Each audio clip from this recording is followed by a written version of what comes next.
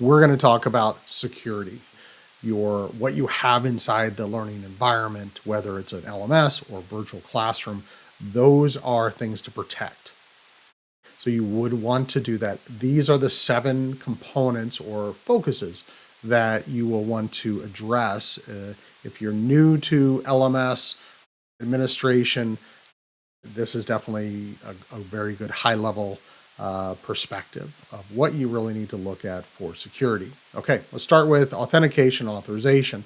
One of the most basic security requirements for any LMS is to verify the identity and access level of the users. Now, authentication and authorization ensure that only the authorized users can access the LMS and its features and prevent unauthorized access or even impersonation or theft. Now, to achieve this, you need to use strong passwords, encryption, and multi-factor authentication, as well as I highly recommend incorporating an SSO. SSO is a single sign-on. This is a topic that we're going to explore a bit deeper in further videos, but definitely take note of SSO. You also will need to assign appropriate roles and permissions to different users, such as learners or instructors, administrators, even guests. And you want to limit their access to relevant content and the functions associated with that individual or group affiliation. Now, the next topic is data encryption, and I'm going to fold that into backup as well. These are important aspects of any learning environment. Security and data protection is really about encrypting and backing up your data. Encryption protects your data from being intercepted, right? It's also protected from being modified or even stolen by hackers or any malicious actors, really. Now, there's 2 perspectives of encryption. One is at rest, and the other is in transit. And in future videos, we'll talk a little bit about the difference of those, why those are important, and really what you should be focused on. Now, backup ensures that you have a copy of your data in case there's an accident. It could be a deletion, corruption, any sort of loss in general.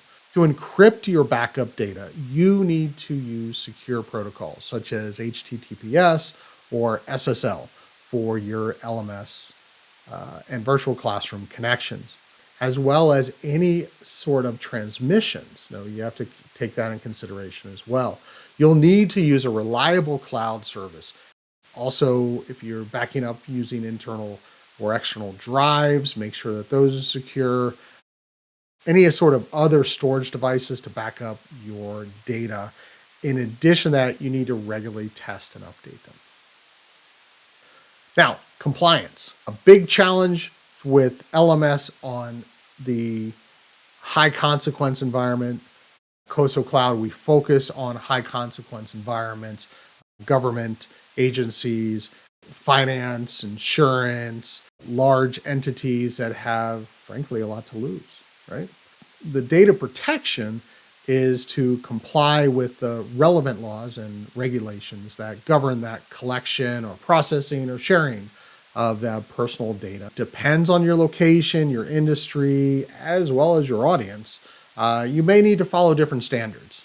So with that, there may be different frameworks such as GDPR, HIPAA, and others. Now, the compliance and consent mean that you need to inform your users about what data you're collecting and how you're going to use it, and with whom you might even share it with, right? So you'll find these in a lot of public sites. They'll provide the privacy information for you.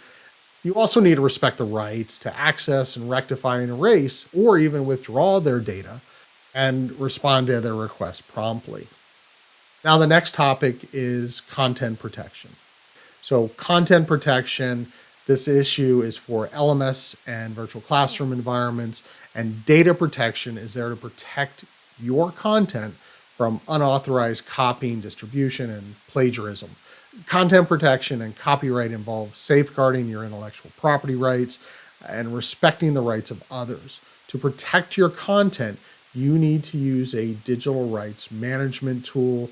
You might want to look at watermarking, encryption, or licensing, other ways to restrict access and copying and sharing of the content. You might even look at plagiarism detection tools, right? They're out there, they're available. If you have any questions, please give us a call. Cybersecurity is another big topic here. This challenge for LMS security and data protection is there really to prevent and respond to cyber attacks such as phishing, malware, ransomware, or even denial of service. Cybersecurity and awareness require that you use antivirus, firewall, VPN software to protect your devices, your networks from malicious intrusions. You also need to update your software, your plugins, your extensions regularly to fix any sort of vulnerabilities or even bugs. So you need to educate yourself and your users on the common signs and risks of cyber attacks and how to avoid and report them. There are a number of different programs that are out there that are already teed up that can help you deliver this information and communication to your users. Feel free to give us a call if you have any questions. Next and final is audits. No one is a big fan of audits. However, they're absolutely necessary for any sort of data protection. They're there to review your LMS performance, your policies, and your procedures on a regular basis. Sometimes your compliances may change. These audits help you keep up to speed on that. An audit and review will help you identify any sort of gaps, weaknesses, or even errors in your LMS security and your data protection measures. And you can take corrective actions accordingly. So the idea is there just to be aware of what's going on and to make the adjustments. So to audit and review your LMS, you're going to use analytics, reports, and feedback tools to monitor your LMS activity. You'll look at usage, satisfaction, and other components. Now, you'll need to consult with experts in a specific area. I'd highly recommend reaching out and talking to some experts that are familiar with auditing learning management systems for your specific industry or the level of consequence that you may have for your organization. Now, this also includes stakeholders and other users to evaluate your LMS compliance, effectiveness, and improvement.